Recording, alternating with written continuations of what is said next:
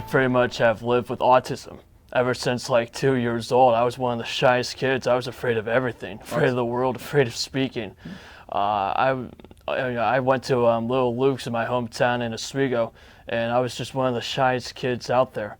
Really didn't quite collaborate with anyone that I knew until like a few months where I was able to collaborate, but I never had like any like personal connections at all with anyone, like close friends and personal. And so with that, I was then moved to Monetto Elementary School, where I hung out with 6 other students who are also living the same disability that I have. And it was quite unique, and it was wonderful to hang out with them and try to realize their personality, life as well as me. And since then, you know, I'm able to like collaborate and speak up about this disability that I've lived on for almost nearly my life.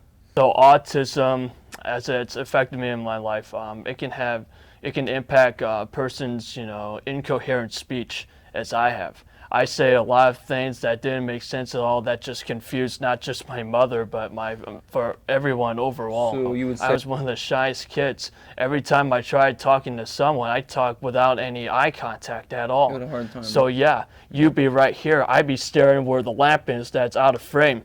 And with that, you know, I was just pretty much shy of everything. And that's one of the things that my mother was really concerned about, is eye contact. And she knew that if I didn't get like any help at all because of the disability, you know, I wouldn't be who I am today. I've done like musicals, I've even like sang, read, you know, poems I can think of off the top of my head. I remember sometime around the end of my middle school year, I told my mom told me, you know, that I had this autism. It was one of the first times at the time that she told me about this disability. I remember asking her afterwards, like, if there's like anyone in general, aside with post-traumatic stress disorder, that has like any other mental disability. And she said, no one. And that was really frightening for me at the time. And so because that just gain my self-confidence over that, because you don't want to be like have people like downgrading on that. I think it's something I think about that every day, and at the same time forgetting about that as well. I just think, you know, her reveal, or the reveal that I had autism, you know, it's just sort of a boost of confidence. It's sort of a motivation to me. It's such an irony when you think about that, but it's just one of those things you just have to like step up and just tell people about this disability. You know, it's not just here, it's not just Oswego County or Onondaga, it's just all over the place. I just think that people are just naive to look at a person's image more than they go in depth. You know, there's one of the cliches I mentioned, that you can't judge a book based on its cover. You gotta go in detail about their personal life. And that's something I mentioned about, and I even mentioned, you know, other people about the disability that I've lived. And they're just in shock and awe about what, you know, how they view me because of the disability. But I've actually honestly loved their reaction, because that's when it's sort of, you know, they sort of judge my character after revealing to them the personal issue that I've had in life. And I'm really glad that people give their second thoughts about me after revealing this mental disability that I've had. I'd say more of distractions.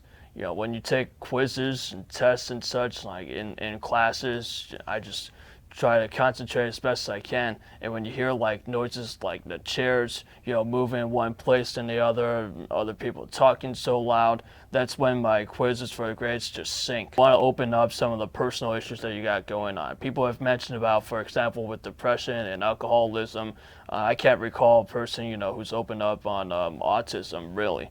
And I'm probably one of the first, if not the first, to open up about this. And it'd be a great opportunity to even share out to other people how autism is going on in life. Because, you know, the chances now are just greater than the chances they were at the time I was born, which was like 1 in 500. Now it's like 1 in, what is it, like 59 or something like that? I mean, that's like 10 times greater than what it was when I was born.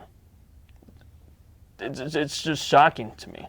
And it's one of those frightening things, and you know, if there's like no cure to it, I don't know what, I can't explain. It's unpredictable, especially with this mental disability that's growing its greater chances than it was back then. Like, you don't know what it's like to have autism, and you never will. Your brain's It's one of those. It's one of those like you think you know, but you don't really know, and you never will.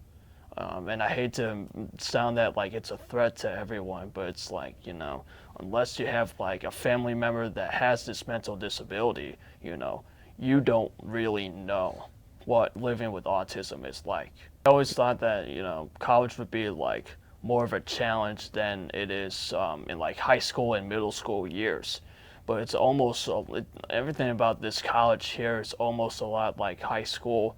You just got to get to that familiar feeling, though, of some of the challenges that you're going to have to face in a community college. Like Mr. Rogers said, let me be me. I think one of the biggest advice to those who are who have a person, family member, or are diagnosed with autism, don't be afraid to step up about your personal life. There are many opportunities to share out about the mental disability. I've had numerous, public speaking about this mental disability. Feel free to open up about that, and just you be you.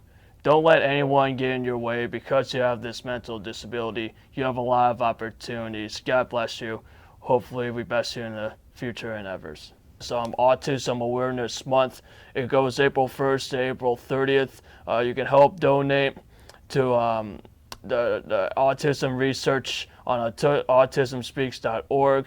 Donate. We're hoping to figure out this sort of disability and find ways to cure it.